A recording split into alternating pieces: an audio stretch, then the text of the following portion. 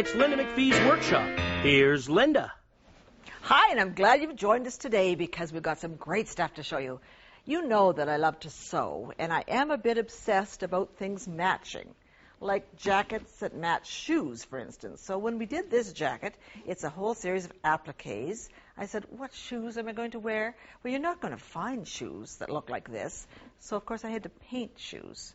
So I did paint up my shoes to match the jacket. And the neat part about that is that when you wear this, people really do take a second look. I mean, they walk straight into walls because they can't believe that they've just seen this and where did you get them and all that. And I like that kind of thing. That's why I sew. I make things that are individual, that are different, that people don't expect to see because they've never seen them on the rack. Maybe there's a reason they haven't seen this on the rack, but I think it's kind of special. So that's what today's show is about. We're going to talk about shoes and matching them to outfits. We've also got a great art segment coming up. Textiles and sewing can be arty as well as functional, and that's what we're going to get into today. So helping me is Corinne, and I'm glad to have you with me. Welcome. Linda. Corinne is my right-hand woman. We work together in the workshop all the time, and you are a master at making things one of a kind. I mean, that's really what it's all about. So let's show some of the models because, you know my shoe obsession. Mm-hmm. This was just an absolute fluke. I love this fabric. I had it in our workshop, and I remember fabrics that I buy because it's just the way I am. And when I was out on one of my trips, I found those shoes already done. They didn't have to be covered. They were done. I was absolutely giddy. You could imagine I had to buy those so fast and make it's your so head. incredible that they just, I would be excited. So when we got home, I said, okay, let's do the ruffled skirt. Let's do the top to match. I mean, the whole thing works. Is it fun looks great. or fun or fun? So, I mean, this does separate the sheep from the goats when you wear this. Because we have people quite a few shoes. Yes, we do. do. More. Let's show you more.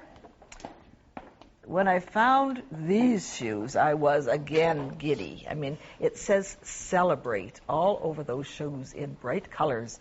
I love bright colors. I love the idea of celebrating. So we said, let's have the jacket. So here is just a plain little classic Chanel type jacket with celebrate written in Melton. And down around the bottom, a few extra letters scattered here and there. And then the celebration. So the inspiration just comes from the shoes. Comes from the shoes. Yeah. And it really is fun to wear the two together because people just cannot believe that you've done this because they think, how can you make shoes? Well, I don't make shoes. But I think it's important. Should we show them your latest shoes? Yes, okay. Every time I'm on a trip, the first thing you guys ask is... What did you bring us? Yeah, and I said, oh, another pair of shoes. So here's the shoes that I came back with, and they all kind of said, right, Linda, what are we going to do with these? Yellow and orange. Yellow and we don't orange. have yellow and orange fabric. No. These were ones actually from a previous trip that we still haven't done anything with. Yeah. They were rather good, too, with navy and blue and green. So yellow and orange, and we said, okay, what are we going to do to make a match? So you're a master at that. Well, we have to do something. Yes. So we have to find a bunch of yellow and orange fabric. That's basically what we said. There is no one fabric that would work with that. So let's make a piece of fabric and then make a jacket out of it. Yeah. Free motion is the way to go. We started with an orange base, and we just came But up let's have even talk about what fabric we used because sometimes you don't have that much choice in an orange base. Yeah, this one is a little light. It's a twill, but it's a doable. little. Yeah, sure. We could have interfaced that if we really felt that it needed a little more body. This is one of the favorites that we've used. We use this one a lot. Yeah. This is cassia. There's flannel on one side, cassia, satin on the other. And it's a wonderful flannel-backed satin, so it's got a nice body to it. It's got a nice sheen. It's actually a lining fabric, as you know, but, it's got great body, so it works. In That's fact, the one we used for this one. That's for this one. And when you look at this, you'll see all of the stitching. These are all pieces of fabric, and it's really tough black on black, but it's really subtle. So pieces of fabric put onto a base and then stitched. And Corinne has just done a beautiful job on this. In fact, if you look carefully, you can see there's a mermaid. You can stitch all kinds of designs into this, the sun, the flowers, whatever. Don't you find this is really a relaxing kind of a thing to do? It is. It's quite meditative, and once you get into it, comfortable with moving the fabric, it's just like doodling. Yes, it's doodling on fabric. And I don't really plan ahead. I just kind of sit down and do it. Yeah, but we'll show our viewers how to do that. Will. I think the machine, so often people think this machine is just a functional thing. It's an art tool. It really is an art tool. So what you've done is that you've ironed on some fusible onto this and then pull it off, and we've still got a little bit of sticky. So you want to make squares that are about how big? 2 inches by 3 inches or 4 inches or whatever. Different sizes, I guess. How about this size? You want that? I'll put that there because this is really bright, so we'll tone it down. Yeah, so we'll tone it down a little bit. But I also find it's kind of important to kind of line them up. Yeah. I think I've had some classes where people sort of go, put them all over the place, and it does kind of look like a clown. You can do it. You have to be careful. Yeah, you've got to be a little bit careful. And you're also talking about where to put, as you can see on this one, you've put some of each fabric on each piece. Yes, I try to. I cut them up and then I put some of the fabric on each piece. Exactly. Yeah. So that your sleeves don't look like they come from another jacket or something. Yeah, so I really do try to do that. And it's better to, I think, cut out the base and the sleeves and everything, put it on, then make a great big piece of fabric, because you're gonna waste some stuff. Yes, it takes time to do this embroidery. So you said it could be fused down. It could be. And you can put fusible behind it. It has to be light fusible for sure. It could be pinned. It could just be pinned. Pin it. You could use spray adhesive. Yes. So there's several ways to whatever attach way it. you want to put all these down. And then I always say in my classes that maybe the easiest thing is to zigzag around those. Yes. Have you got one that is zigzagged? I have this one here you can kind of see that there's a zigzag stitch that runs along the edge of these ones. Yeah. And it just depends how much you want to play with it. The zigzagging would hold it nicely. Yes. Or, as you've done in these, you can just do a scribble free motion all the way around everything. This is kind of a way to get used to doing the free motion. It is, yeah. That's not going to show that much later. And the joy, so I want to get at this free motion. Let's get go. at this. Yes. So the thing that we've got to do, and I forgot to mention that, but we've added a new twist this year, and the new twist is that it's a twin needle. And that just gives you double bang for your buck, I think. You've got 2 spools that you can work with, and twin needle is 1 shank, so it works the same way as a normal needle, except that you've got 2. Yes, and you get twice the bang for your effort. Use some decorative thread, but again, we didn't talk about exactly what we were going to do. We didn't talk about take the feed dogs down. Feed dogs down, a darning foot or a free motion foot. Yeah. So every machine, this is the Cadillac of machines, but everybody's machine will do this. Sometimes you have to cover the feed dogs, and that'll work. Yeah. Oh, I've got my thread tangled. Sometimes it gets caught on that foot. Oh, yeah. So one thing I should have mentioned with this twin needle, they come in different widths, so make sure that your width is going to fit your foot and through the throat plate. Yeah, one of the things that I like to do that makes the design part easy is to go off and on. This is a flower, and I'm just going to continue making the rest of the flower that's not really there. Yeah, just kind of. So that's pretty easy. Take that off and cut your threads. Cut the threads, and then the real trick to it is to hold your hands to kind of hoop the fabric. Well, you could use stabilizer, you could do all kinds of things, but if you can get away with not, it's kind of fun. If you get a little bit of puckering, we just do it press it out from the back.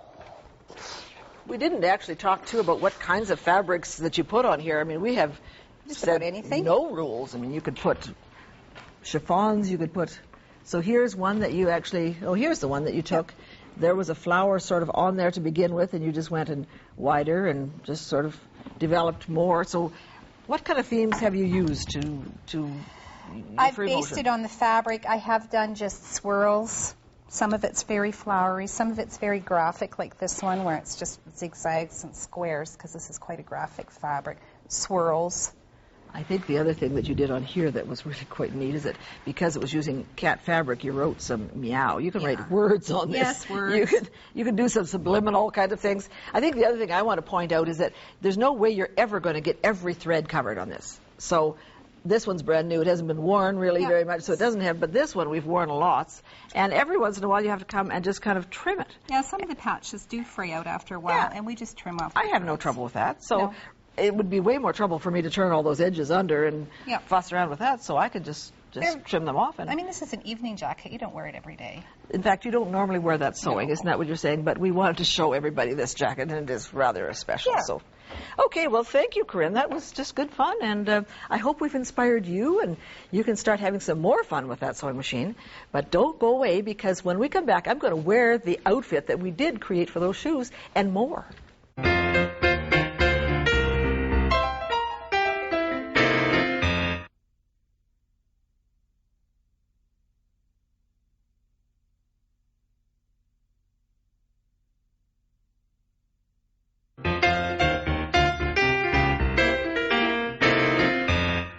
It's great that we had that break because it gave us a chance to finish off this outfit. Well, not really. We did have it done, but we're going to pretend that we just finished it then. You can see what we mean. We had to have the shoes, we had to have the dress, we had to have the jacket.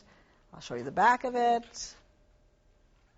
It's the only way. You got to start by buying the shoes and then creating the whole thing.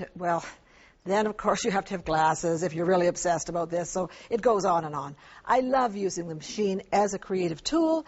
My next guest is one that thinks the same way. Vickie Newington, welcome to the show. Thank you. And you do some extraordinary stuff with fiber arts. What got you started?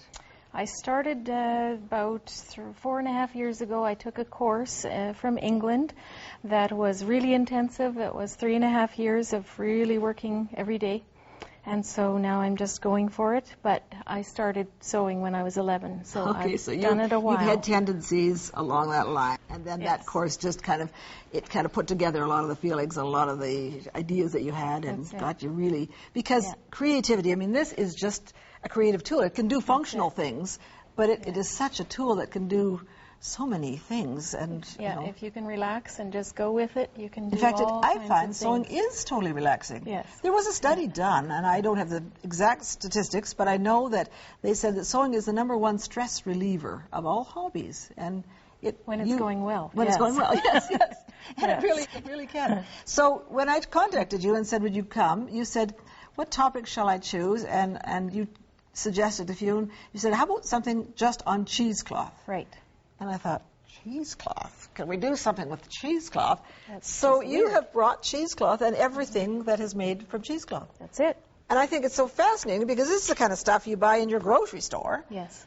And we don't think too much of it, but this is what you really do a lot with. Yes, that's one of my materials. So how do I get from this to this? The first step would be to paint it or dye it. Dyeing will give you a softer product. Painting, you should use quite a liquid paint, but even then it gets a little bit stiffer. This one you said is painted, so it's a little stiffer. It's a little stiffer and you really can't call cheesecloth stiff, but it's stiffer than this. Yeah.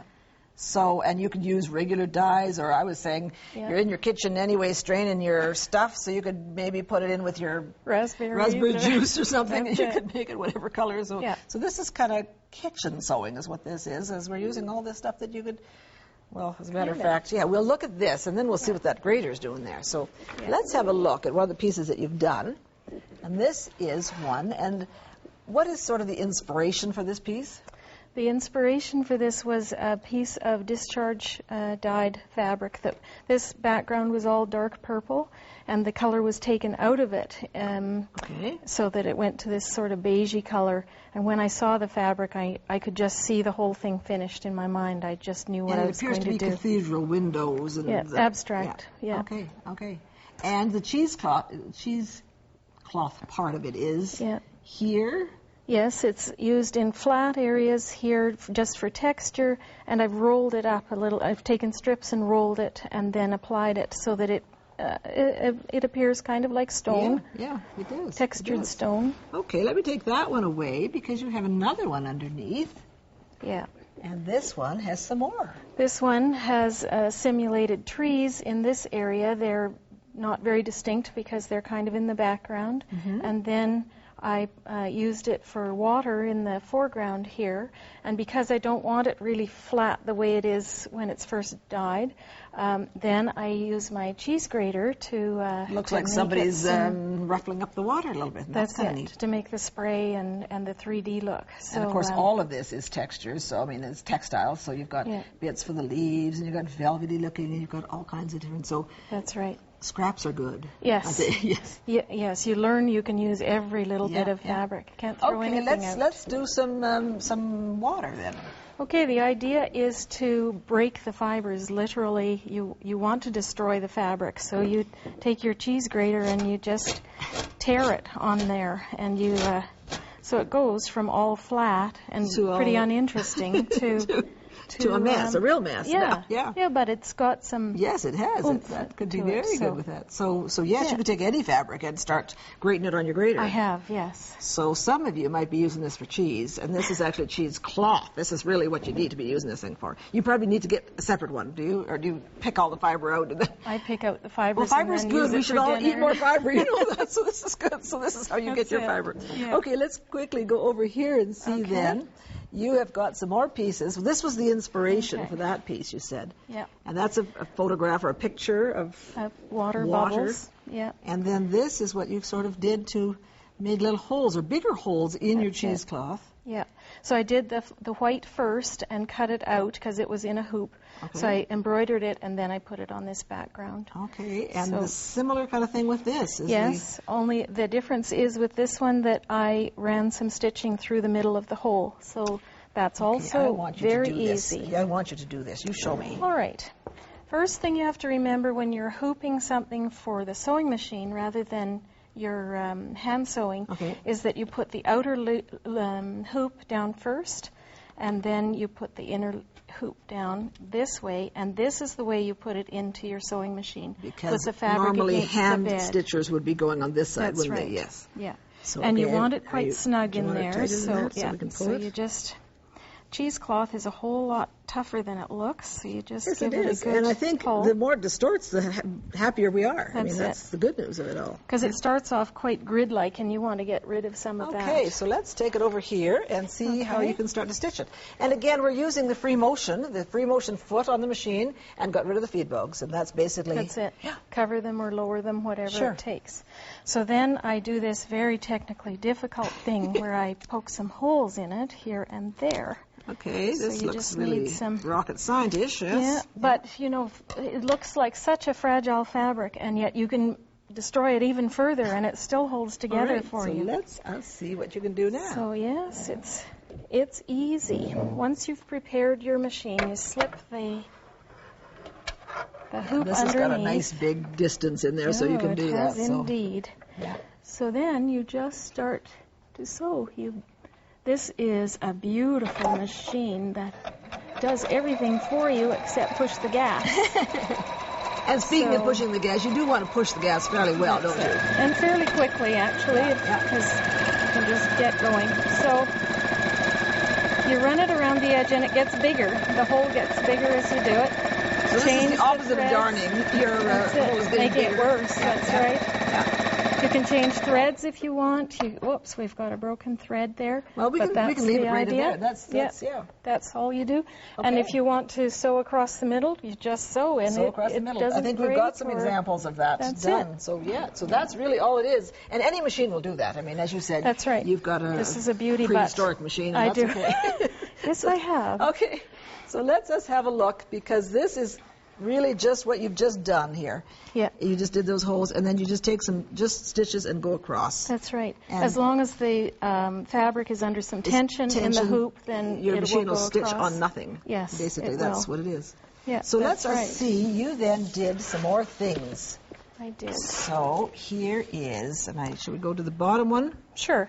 The point of this is that you can layer it. So I did quite a few holes here with some different threads. This is you a can great use chance heavy to threads use all of your threads. And matte threads and shiny ones, and so you can do them all different sizes. And okay, so and that looks so good on that as opposed to That's it. It just changes. Then you can change the background. And then I like what you've done here. You've got some more. Which one do you want to have? This doesn't matter. This one is beautiful. And then if you layer this on top of that, then you can see through to the background, or you can just play so you're getting different layers happening I'll let you do this one because you've put a third one together. And this one has littler holes in it, so it's quite lace-like, and so you can lay it across the top. It obscures what's underneath. You might want that look. You might decide that you don't. Or you could put it over on just on this That's one. Right. Is there a right and wrong to this? Is it? Not really. Not really. No. So you could put it over on there too? That's it. Then I see you've taken that one step further. That's it. And this to me looks like the same thing, except you didn't do circles, you did straight lines. Exactly. It's just not hard. Yeah. So it takes away completely from that grid look, and it distorts the cheesecloth, so you get a texture going there. Here I changed the threads often, so some of it's matte, some of it's shiny, thick and thin. And did you go up and down on these, or did you go across on them? Zigzagged. Okay. I decided where my line was and just and then put some went beads over. in, and then created the handle as well. That's it. I see that you've even used some cheesecloth in the weaving. Yes, I did. This is quite... This piece was burlap to begin with, and the exercise was to take out some of the threads of burlap and replace them with other things. Right. So one of the things I used was a cheesecloth strip in there that it weaves, it holds together beautifully. I like that idea of starting with a woven fabric, because then you don't have to set up your warp and do all that. You've got it all, and you can just kind of replace, and that looks kind of neat. It's just done. Well, that has been just an inspiration. I thank you so much for joining us. Thank and I you. hope you're inspired, because that sewing machine is a very creative tool, as you could just see. But don't go away, because we've got more coming.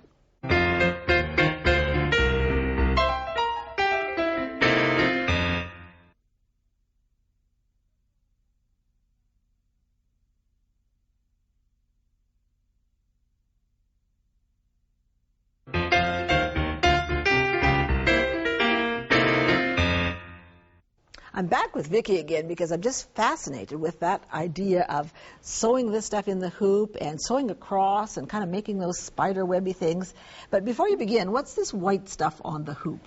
That's an ordinary cheap yarn that I wound around the inner hoop to take away the hard edge of the hoop, so that you can leave it in a little bit longer and not have that real circle that appears from having it in the hoop. Sure, good idea. That might be a great tip. Okay, so let's just then, you've got another rip, so you can easily make some more rips. So let's patch this rip here. All right. Or unpatch it, because we're making it bigger. You're making it bigger, but that's always the way I would. If I had to patch anything, this is what I'd like to do: is just accent the patch and not try to hide it, not try to pretend it's not there. And you can put things behind it too, which makes it more interesting. Oh yes, you could. You could. So one of the rules in sewing, I mean, this goes back way back, is that you can't sew on air. Oh no, don't sew on air. So here you go, sewing across on air. And the delightful part about this is that you can sew on air as long as you've got something rigid on both ends and you've got the whole thing hooped. And you keep it moving. You keep it moving. So there you go, all kinds of air and all kinds of spider web, and then go around again. Oh, fascinating. Meanwhile, while you're doing that, I want to read a letter, because the jacket that I've got on, sort of the free motion business, I did this in a class in Michigan. And the woman from Grand Rapids wrote me a letter and sent a picture. And it says, here's a picture of the finished product from the Grand Rapids workshop. I think the jacket turned out well. Thank you for your input. Thank you for your inspiration. I look forward to more of it. So thank you to Barb from doing that.